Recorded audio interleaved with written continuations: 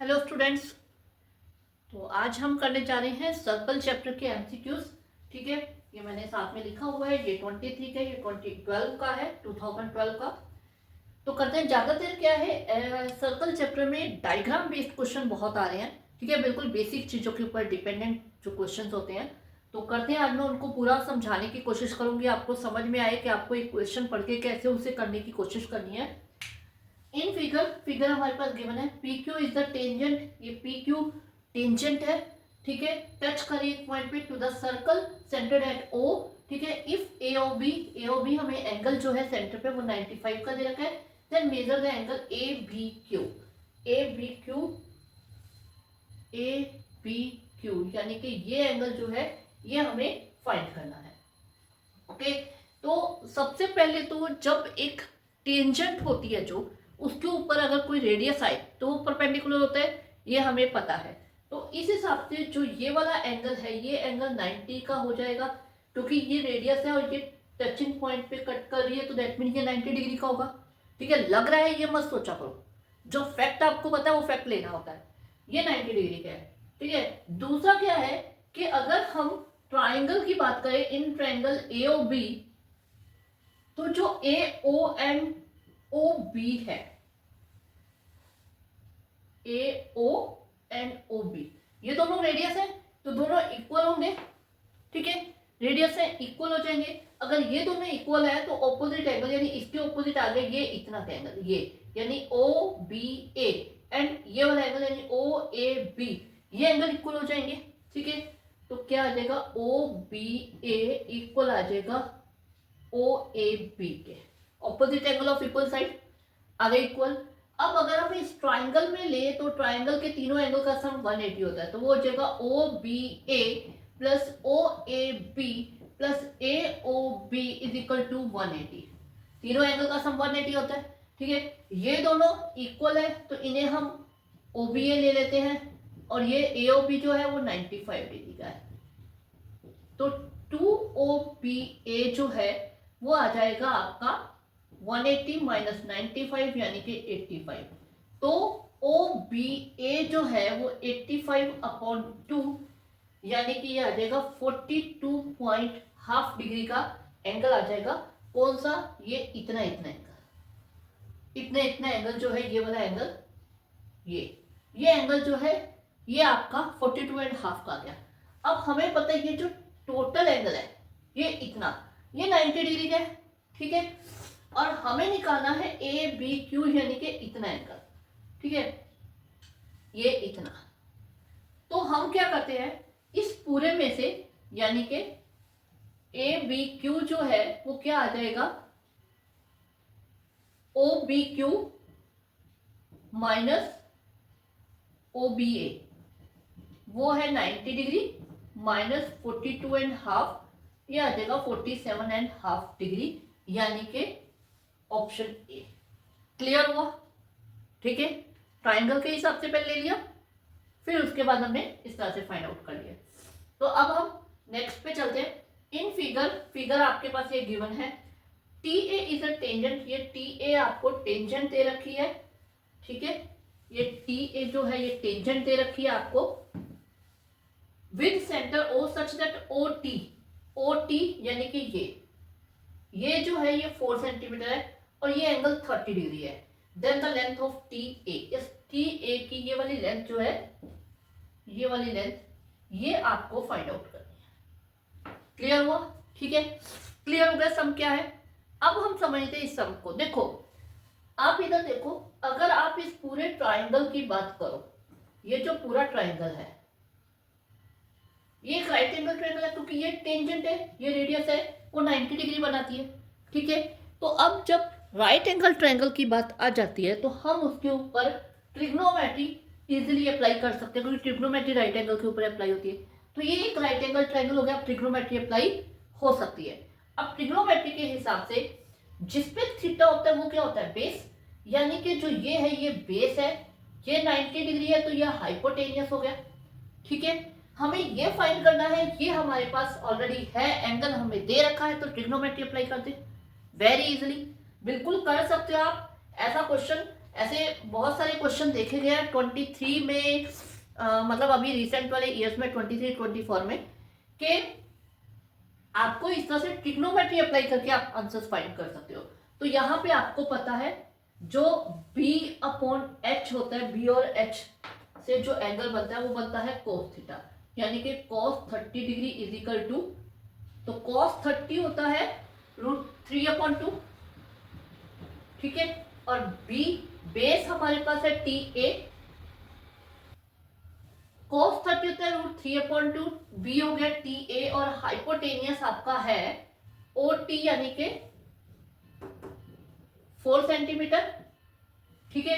अब हमें TA find करना है, तो हम क्रॉस मल्टीप्लाई कर देते हैं, 4 into √3/2 is equal to TA, ये कट जाएगा 2 पे, 2√3 आ जाएगा TA की वैल्यू, ओके, ये ऑप्शन, ठीक है।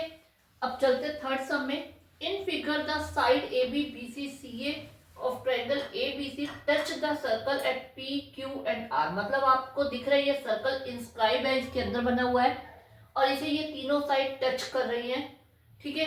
If PA is equal to 4, देखो PA यानी कि ये आपके पास 4 है। हमें यहाँ पे एक चीज ध्यान रखनी है कि हमें पता है कि एक्सटर्नल पॉइंट से कोई भी अगर टेंजेंट ड्रॉ की जाती है तो उनकी लेंथ इक्वल होती है, तो अगर PA 4 है तो PR भी 4 हो जाएगा, ओके। उसके बाद BP अगर 3 है तो BQ भी 3 हो जाएगा, ठीक है। AC यानी कि ये पूरा AC हमें 11 दे रखा है, अब इतना 4 है तो 11 में से 4 माइनस करेंगे तो ये इतना हमारे पास 7 आ जाएगा, ये 7 आ गया तो ये इतना हमारे पास 7 आ गया। क्लियर है ना, हम वही लगा रहे हैं कि सेम एक्सटर्नल पॉइंट से खींची गई जो टेंजेंट्स होती है वो इक्वल होती है, ये ले लिया। अब हमें क्या फाइंड करना है, द लेंथ ऑफ BC, तो BC की लेंथ क्या बन गई 7 + 3 यानी कि 10, बी ऑप्शन हमारा आंसर आ गया। क्लियर है, वेरी सिंपल, वही हमें थ्योरम्स की ही वो लगानी है, इसमें अप्लाई करनी है, ठीक है, जो प्रॉपर्टीज है, ठीक है।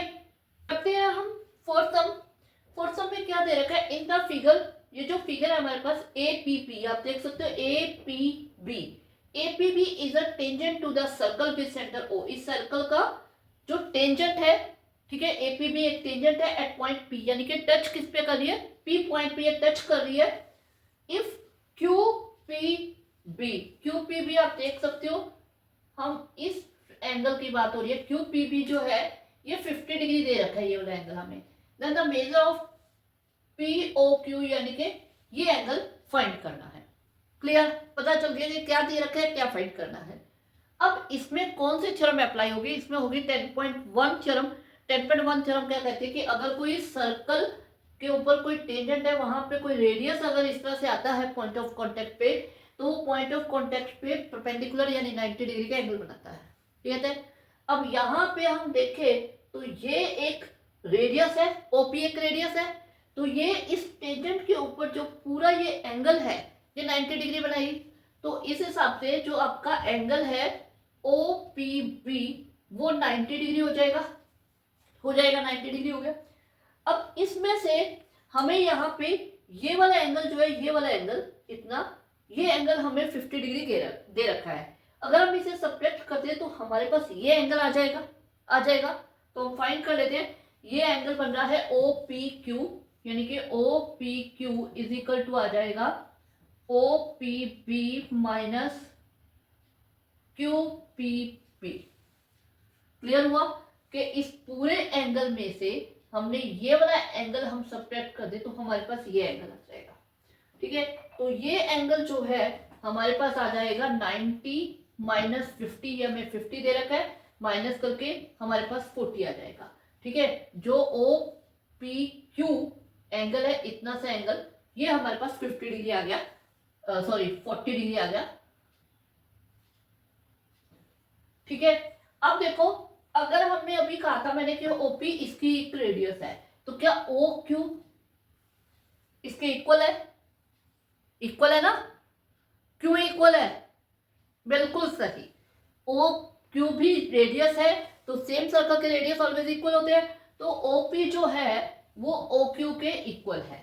अगर ओपी ओक्यू के इक्वल है तो opposite angle of equal sides अगर वो भी आपस में इक्वल होंगे, तो इससे आपका ओपी ओपी के ऑपोजिट एंगल है ये वाला यानी कि O Q P, and O Q के सामने वाला एंगल है ये यानी कि ओ पी क्यू, जो कि हमने अभी 40 डिग्री फाइंड किया है, यानी कि ये वाला एंगल भी आपका 40 डिग्री आ गया। ठीक है, अब ये दोनों एंगल अगर आपके 40 डिग्री आ गए हैं तो ये एंगल, इसे 1 मिनट में यहाँ पे, अगर आपके पास ये ट्रायंगल है, इसका ये एंगल भी 40 आ गया, ये एंगल भी 40 आ गया, तो ये एंगल क्या होगा, बताने की जरूरत है क्या? मुझे नहीं लगता कि मुझे बताने की जरूरत है।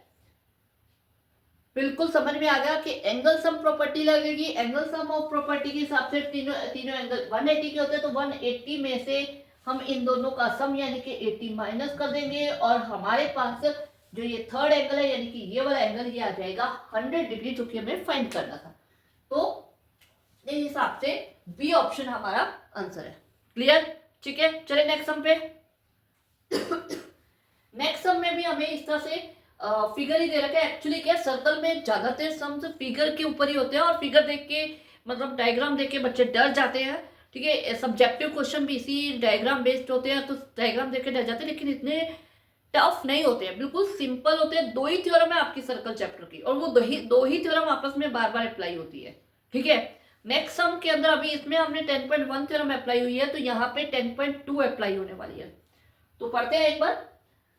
अ circle touch the side DF, जो ये सर्कल आपको दिख रहा है, ये इसकी ये ट्राइंगल की डीएफ साइड को टच कर रहा है, किस पे, एच पे। ठीक है, डीएफ साइड को एच के ऊपर टच कर रहा है, and touch ED and EF produce at के एंड एम, यानी ईडी को वो के तक प्रोड्यूस करके के पे टच कर रहा है, और ईएफ को एम पे टच कर रहा है। ठीक है, और अगर आपके पास ये जो ई के है, ये पूरा ई के, ये हमें 9 सेंटीमीटर दे रखा है, तो इसका पेरीमीटर फाइंड करो। ठीक है, तो इसका हमें पेरीमीटर फाइंड करने के लिए बोला। अब दिमाग में ये आ रहा होगा क्या दे रखा है और क्या पूछा है, क्या कनेक्शन क्या है इन दोनों का, ऐसे ही लग रहा होगा ना। लेकिन हम अभी इसे 9 सेंटीमीटर का यूज करके ही इसका पेरीमीटर फाइंड करेंगे। सॉरी, क्योंकि हम यहाँ पे अप्लाई करने वाले हैं 10.2 थ्योरम, जो क्या कहती है कि अगर किसी सर्कल का कोई एक्सटर्नल पॉइंट से 2 टेंजेंट ड्रॉ की जाए तो उनकी जो लेंथ होती है वो इक्वल होती है। ये वाली थ्योरम हम अभी अप्लाई करेंगे, तो उससे हमारा ये sum very easily very simply solve होने वाला है। देखो कैसे। ये तो आपको समझ में आ गया। अब जरा इस डायग्राम को आप देखना, डायग्राम कैसा दे रखा है,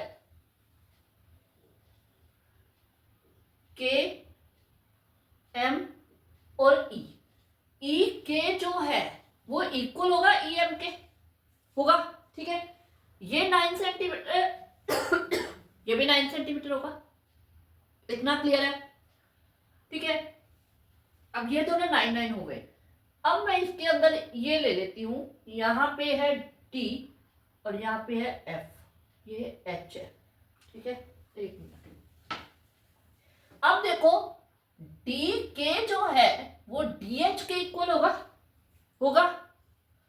इसी तरह जो एफ एम है वो एफ एच के इक्वल होगा, क्योंकि ये भी वही है।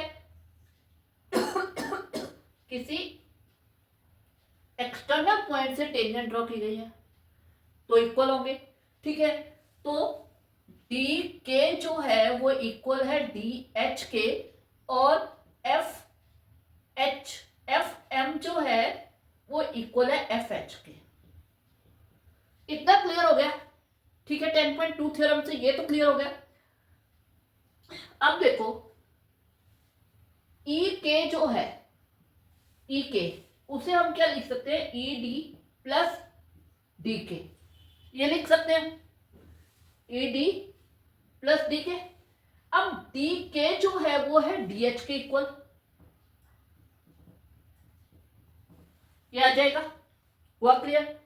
तो इन दोनों का सम आपके पास 9 सेंटीमीटर, क्योंकि ई के 9 सेंटीमीटर है, ये आ गया। अब हम दूसरी साइड में चलते हैं।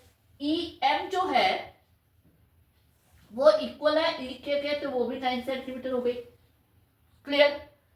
अब ई एम को हम लिख सकते हैं E F plus E F E F plus F F,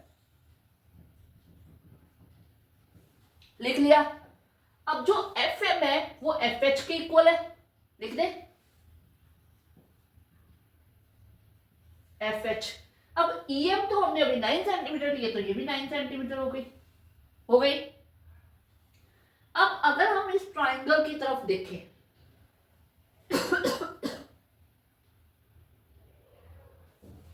ये अगर हम ट्राइंगल की तरफ देखें तो इस ट्राइंगल का पेरीमीटर क्या होगा, ED plus DF plus EF, ED DF EF, यही होगा तीनों साइड का सम। ठीक है। अब ईडी को ईडी रहने देते हैं, डीएफ जो है डीएफ डीएफ ये डीएफ, इसको हम डीएच प्लस एचएफ कर ले, कोई दिक्कत नहीं, यही चीज है।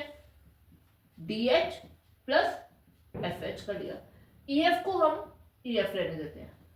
अब देखना ईडी प्लस डीएच हमारे पास 9 सेंटीमीटर है और FH FH FH plus EF हमारे पास 9 सेंटीमीटर है। तो ये क्या बन गया, इसका पेरीमीटर 18 सेंटीमीटर आया। सिंपल था ना, ये सिंपल। हमने ये इसके इक्वल ले ली, ये इसके इक्वल ले ली और ये हमने इसके इक्वल ले ली, तो ये पूरी हमने ऐड कर दी, हो गया। समझ आया, क्लियर हुआ। ठीक है। तो 18 सेंटीमीटर यानी कि ए हमारा इसका ऑप्शन आंसर है। इसी तरह बड़े सिंपल होते हैं डायग्रामेटिकली जो सम्स होते हैं, एमसीक्यूज होते हैं, बस हम थोड़ा डायग्राम देख के डर जाते हैं। ओके।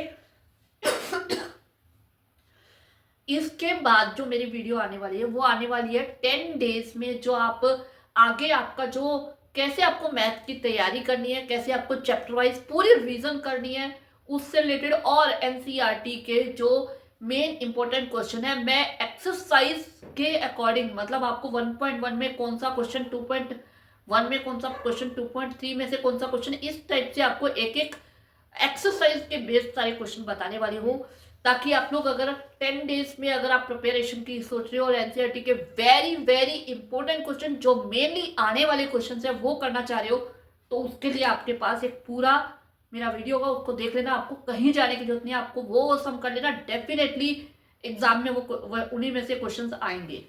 ओके।